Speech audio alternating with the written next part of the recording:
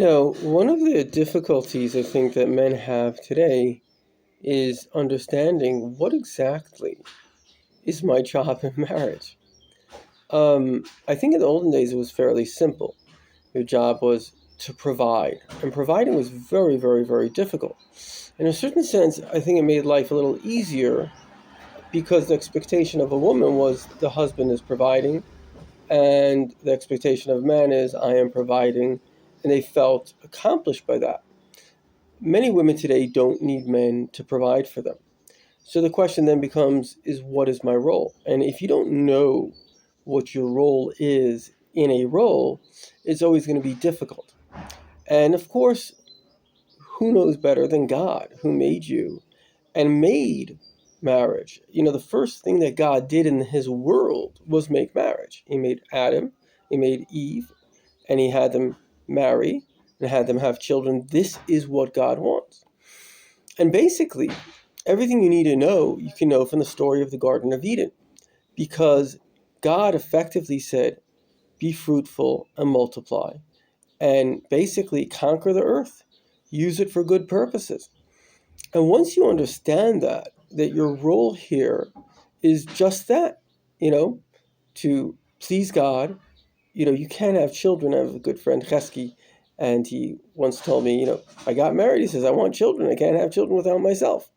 So the point is that you need a wife to have children. And so that's the number one thing. And so, your wife really doesn't need to provide you more than children. I met this guy, interesting story, but he met this woman and he was a very well-to-do guy and this and that. And so he asked the woman, he said, okay, what are you going to give to me? She says, I'm going to give you children. Now you might think that's nothing, but that's not nothing. That's everything. Everything else is nothing. That's everything. People today, they're looking for, I don't know, Claudia Schiffer or something like that. Claudia Schiffer ain't going to give you anything. But a woman, and this is very important to understand this, and I'm not denigrating women in any way. Society has impacted them as it's impacted us. But a woman that's just looking good, that's not a woman that you want.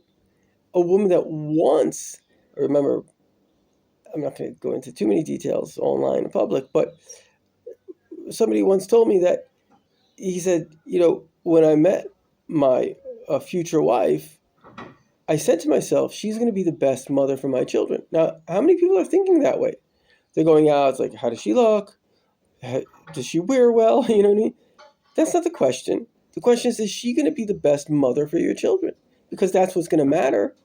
That's the greatness of a woman, that they can raise children and give them the love and the attention and the care. We can't do it. Say what you want. Two guys raising a child is child abuse. We don't have the capacity. I remember my wife had gone out of town for 2 weeks and left food in the freezer and everything. And I took the kids out to supper every night.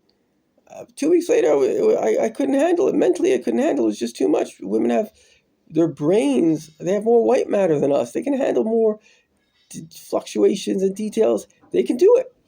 And they can do it well and do it with love and grace. And that's it. So once we understand, this is the Garden of Eden. A wife is your partner. You're both here to spread light in the world, make the world a better place. And most importantly, have children.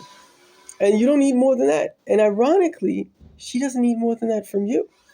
That's really what a woman wants. The woman wants a man that will be a role model, that he's going to be connected to God. He'll go to minyan. I know somebody that didn't usually go to minyan in the morning. For those that don't know, minyan is like the 3 times a day prayer with 10 other men in a synagogue. It's a commitment. And since he got married, he started going. So I said to him, why are you going? Not that I was upset, but like, why the change? So he says, women are insecure. I want my wife to think that I'm stable. It's very important. A woman has to look at her husband with respect. This is a stable guy. He gets up in the morning. He goes to synagogue. He has his values. One of the most important things to women is that you are a morally competent human being. A woman may not say anything, but if she sees behavior which is not nice, she becomes disgusted, quite frankly. And as soon as she becomes disgusted, it's over. The marriage is over, because the woman wants to be able to look up to her husband. She wants to be able to see that she wants to be able to tell people, my Zevi or my Moshi or whatever, John. She wants to be able to say your name with pride. She wants to be able to be proud that she is your wife. And if you do things that are honorable, that show commitment, that show dedication, that show moral strength, then she'll be honored to be your wife. And that together with providing. Ideally, the man should be able to provide completely. The woman shouldn't have to work. It's not a good situation. Women have enough stress. The studies are showing that basically they're stressed out. They have to work and clean the house. It's not helpful. And have children. And I guarantee you, these are the three components that make you a 100% successful husband. So again, component number one is being a good role model, being a person that you yourself would respect, behavior that you can respect.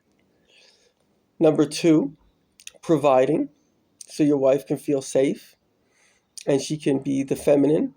She doesn't have to step into a masculine role. And number three, children, having children and being a loving father to those children. And that's it. You don't need to do more than that. If you do that, you have accomplished everything that needs to be. And if your wife has a problem with that, you can, I am a family mediator. You are welcome to get in touch with me, and I'll be happy to set her straight. Because if you're doing those three things, you're doing everything.